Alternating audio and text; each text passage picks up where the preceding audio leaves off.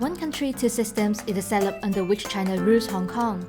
It was the brainchild of former Chinese leader Deng Xiaoping, who wanted it to ensure a smooth transition after Britain handed the city back to China in 1997. It gives Hong Kong a high degree of autonomy except in two areas: foreign affairs and defense. This means Hong Kong retains its own government, parliament and courts, as well as its own currency. Hong Kongers have the rights and freedoms that you don't get in mainland China, like freedom of assembly and speech. For example, Hong Kong is the only place in China where you can commemorate the bloody Tiananmen Square crackdown in 1989. And all of this is supposed to remain unchanged for 50 years from the handover, so until 2047. But some people think one country, two systems is under threat.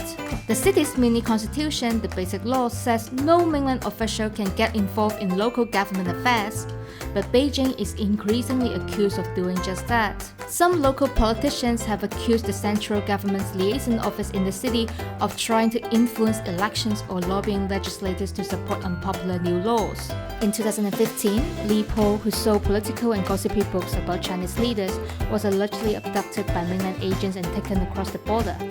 The whole saga was seen as a damaging blow to one country, two systems. Before 1997, the Pan-Democrats had hoped one country, two systems would help Hong Kong become the first place in China to establish a democratic government, eventually spreading democracy to the rest of the country. But now democracy activists fear Hong Kong will end up as just another Chinese city once the 50-year time limit is up. But they aren't the only one whose hope looked less likely.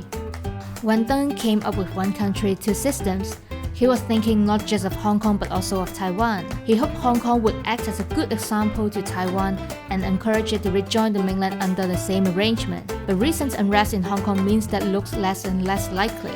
A growing number of young people have called for some form of self-determination or even independence. But a number of prominent figures, including former Chief Justice Andrew Lee, former Legislative Council President Jasper Tseng, former Governors David Wilson and Chris Patten, have insisted the current framework is the best model for Hong Kong beyond 2047.